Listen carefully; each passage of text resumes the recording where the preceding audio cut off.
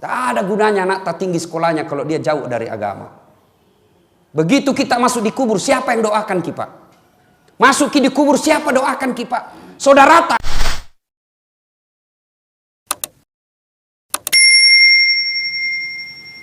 Allahu Akbar, Allahu Akbar, Allahu Akbar. Disambung oleh malaikat, disambung oleh Ibrahim alaihissalam, la ilaha illallah, huwallahu akbar. Lalu Ismail alaihissalam menjawabnya dengan kalimat Allahu Akbar walillahil hamd. Nah, ini kalimat kalau kita lebaran sekarang, Allahu Akbar, Allahu Akbar, Allahu Akbar, la ilaha illallah, wallahu akbar, Allahu Akbar walillahil hamd. Inilah yang disunnahkan Rasulullah ketika kita dari rumah menuju ke tempat ibadah Idul Fitri atau Idul Kurban. Nah, biasa kalau kita dari rumah ke masjid, Pak, takbir jaki, takbiran ki. Nah, kalau anak-anak milenial sekarang tidak takbir, Pak, update status. Mulai nak pakai kudungnya, mulai nak pakai bajunya, update status update status. Siap-siap Idul Fitri. Di jalan foto selfie. OTW masjid. Sampai masjid foto lagi. 2 rakaat sholat tahiyatul masjid. Sujud, mana sujud? Nah, foto ton dari atas. Alhamdulillah selesai Idul Fitri. Nah, itu anak-anak milenial sekarang. Nah, ibu bapak, saudara-saudara sekalian, inilah sejarahnya Idul Kurban. Nah, apa kira-kira hikmah yang ingin kita ambil dari kisah ini? Ini yang penting. Sejarah ini insya Allah kita sudah tahu nih, mengerti maki. Nah, sekarang apa pelajaran yang kita ingin ambil? 1, percayalah ketika kita ingin melakukan kebaikan, iblis pasti kepanasan. Setiap kita mau melakukan kebaikan, iblis pasti berupaya menggoda kita. Bukan cuma sekali kita dia goda, berkali-kali, dan tidak akan berhenti sebelum berhasil. Salah satu definisi iblis itu berupaya menggoda kita sampai berhasil. Jadi iblis itu tidak akan berhenti sebelum dia berhasil menyesatkan kita. Contoh, hayya 'alas shalah. Nah, bangun ki, nagoda ki iblis dulu. Sebentar pi, masih ada waktu ini 10 menit baru kamat. Anggaplah bapak berhasil. Bangun, jangan pikir setan berhenti di situ. Nagoda ki lagi, apa nabisik ki? Dingin, wudhu ke subuh tuh, dingin. Akhirnya apa? Wudhu kita tidak sempurna, buru-buru kita. Percayalah ketika wudhu kita batal, maka tidak sah kita punya sholat.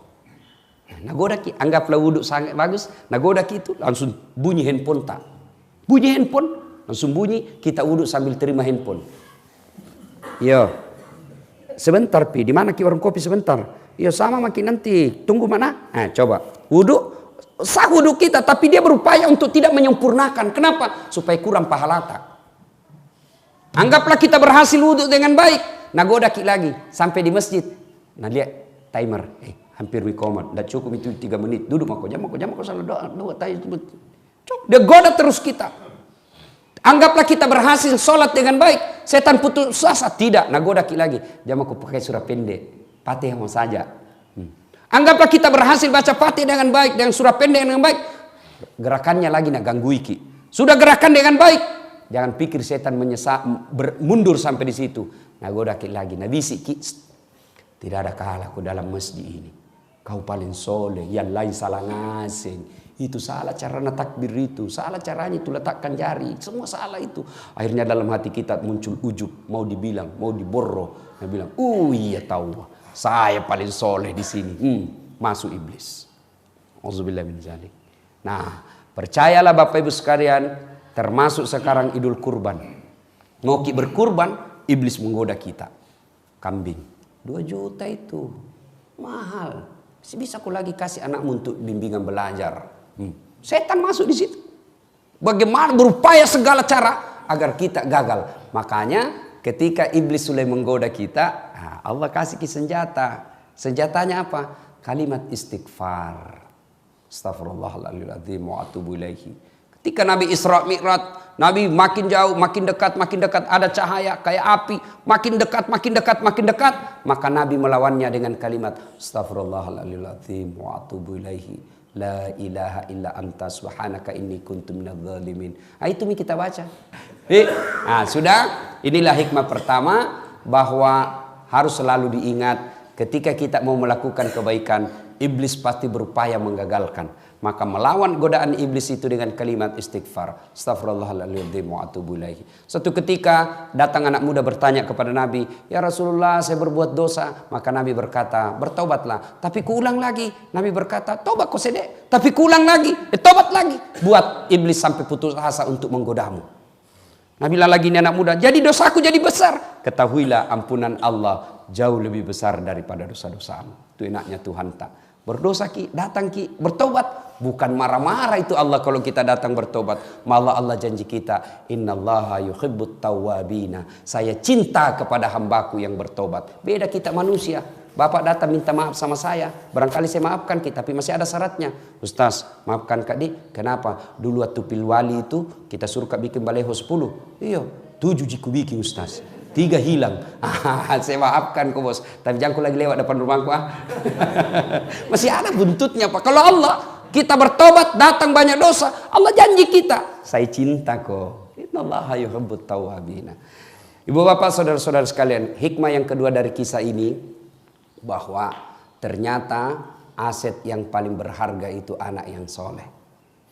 Coba, saya tadi dalam sholat, waduh sempat menetes air mata saya.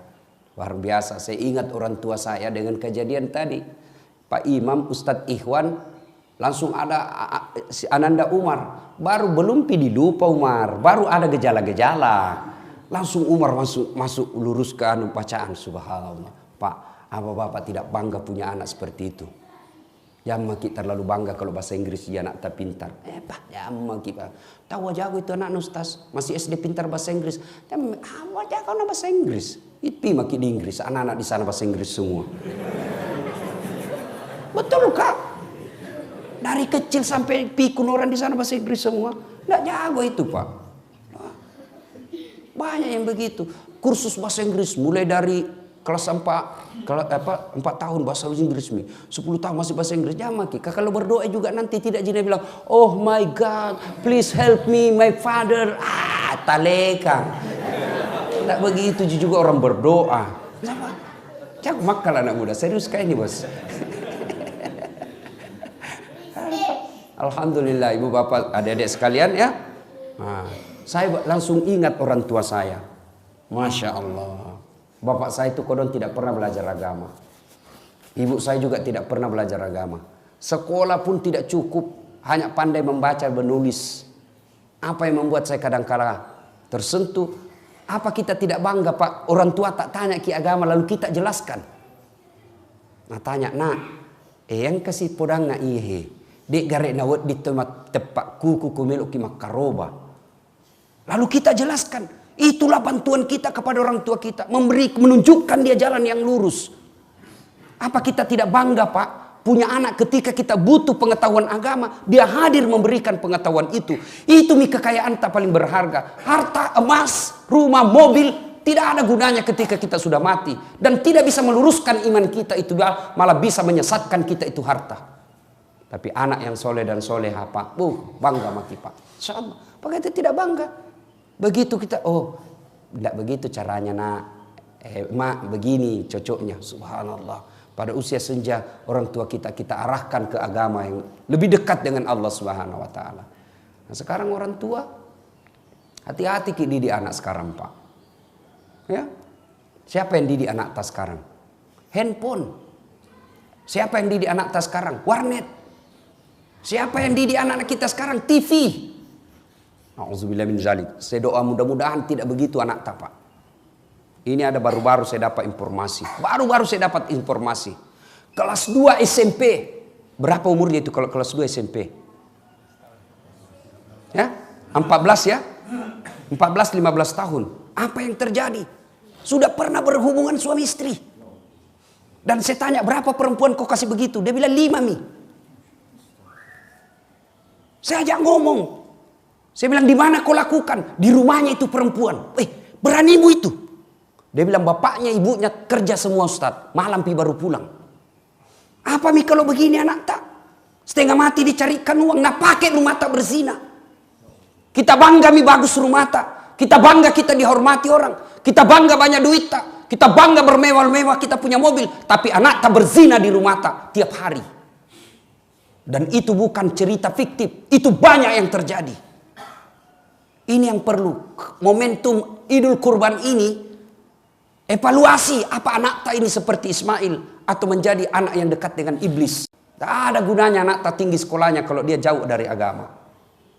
Begitu kita masuk di kubur, siapa yang doakan kita? Masuk di kubur, siapa doakan kita?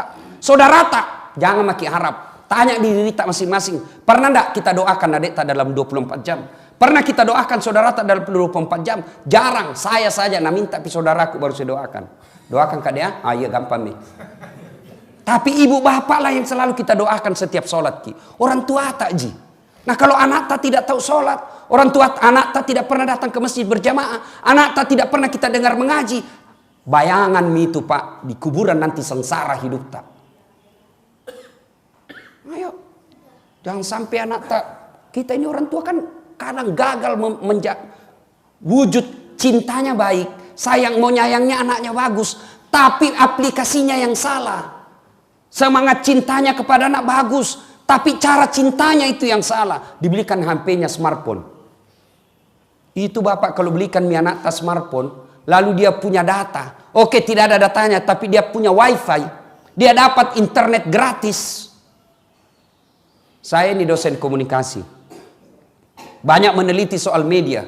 Dan itu anak tak di mana dapat itu pak. Di mana dia dapat informasi porno-porno? Dari handphonenya. Coba maki. Suruh mi tulis di situ. Anak-anak kita pakai smartphone. Nah tulis saja itu di mesin pencari. Film porno. Indonesia blokir. Tapi ada lagi mesin yang bisa membebaskan blokir itu. Akhirnya apa? Pencariannya lari dulu ke Singapura. Tidak diblokir. Dia bisa buka. Dan keluarlah itu ratusan informasi tentang porno. Kalau kita dulu kecil pak, jangankan film, gambar saja tidak bisa didapat. Akhirnya apa? Kita tidak pernah pikiran yang jorok-jorok. Sudah itu tiap malam diterpa otaknya dengan pikiran-pikiran porno. Sudah itu malam anak tak kita kira jago ki, satu anak satu kamar, kita rusak itu anak tak. Kita dulu zaman kecil satu kamar 3 ki bersaudara di dalam. Akhirnya apa? Kita punya kekerabatan persaudaraan kencang. Kita punya persaudaraan kuat. Kenapa? Kita sama tidur. Sekarang satu anak satu kamar, satu anak satu TV. Tidak pernah ketemu, pulang rumahnya, pulang sekolah, masuk kamarnya masing-masing. Memegang HP-nya, mulai mima video call. Hati-hati pak, ada namanya sekarang video call. Ya kak beda bibir tak dek, ini nih kak. Kasih turun-turun sedikit, ya sedikit lagi dek, buka-buka sedikit. Apa? Tiap malam nih dia begitu. Tiap malam, akhirnya apa? Ketemu nanti, nah praktek nih. Itu yang merusak anak-anak kita. Maka bapak, pengajian kali ini, hati-hati pak. Jangan makin kasih smartphone anak tak. Masuk lagi pak.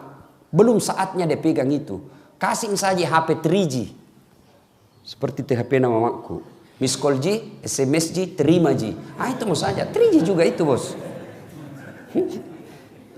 Bapak saudara-saudara sekalian. Yang ketiga hikmah dari pengajian kita ini. Bapak ibu saudara-saudara sekalian. Berkurbanlah. Alhamdulillah Allah tidak nasuruh jaki potong anak tak.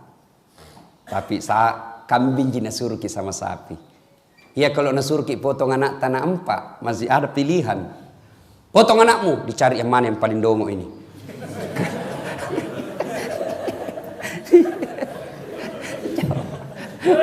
Tapi alhamdulillah Allah cuma minta kita ya diminta jaki kambing, maka berkurbanlah. Jangan ki lagi saya tidak mampu Ustaz. Baru HP harga 2 juta. Paket data tak 150.000 per bulan. Itu kalau bapak sudah lakukan itu dan tidak berkurban, hati-hati pak. Nah cari ki nanti malaikat. Nah kasih bangkrut ki Allah. Banyak uang tak tapi tidak ada bisa dimakan.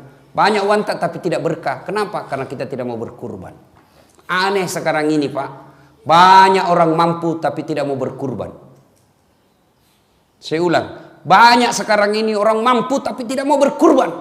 Sebaliknya, banyak orang mau berpoligami padahal dia tidak mampu.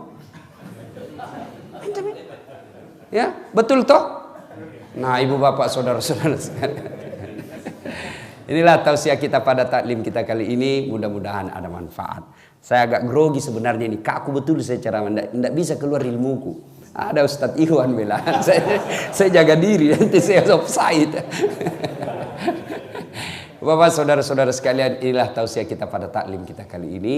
Sebagai penutup, saya ingin menyampaikan firman Allah. Bismillahirrahmanirrahim.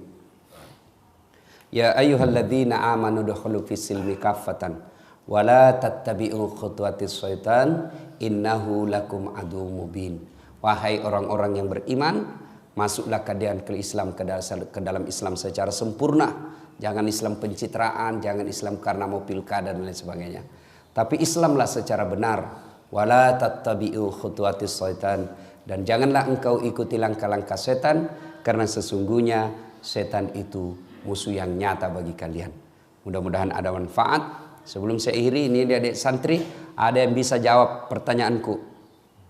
Tadi Nabi siapa yang Ibrahim alaihissalam punya anak? Siapa nama anaknya? Siapa namanya anaknya? Satu? Ismail. Kasih hadiah. Yang bisa jawab jawaban. Ada hadiahnya. Mana Miko dong? Wah. Bukan lupa yuk kasih masuk Umar. Bukan rezeki na Umar. Ya, nanti ada di mobil berarti.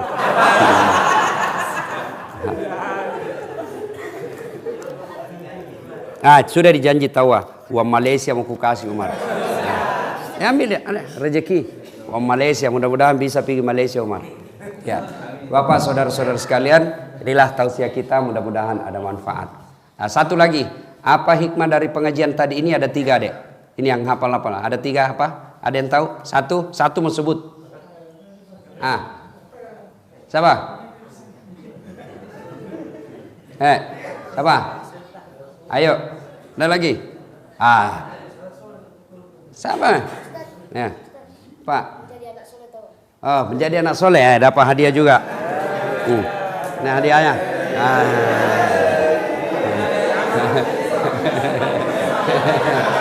Ya, ada lagi.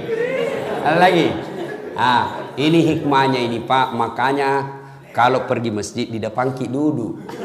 Depan gampang dapat hadiah, yang jauh belai. Itulah hikmahnya orang di depan itu banyak pahalanya. Ya Bapak saudara-saudara sekalian, inilah tausiah kita, mudah-mudahan ada manfaat. Lebih dan kurangnya mohon dimaafkan. Nun wal kalami masrun billahi fi sabilil haq. Assalamualaikum warahmatullahi wabarakatuh.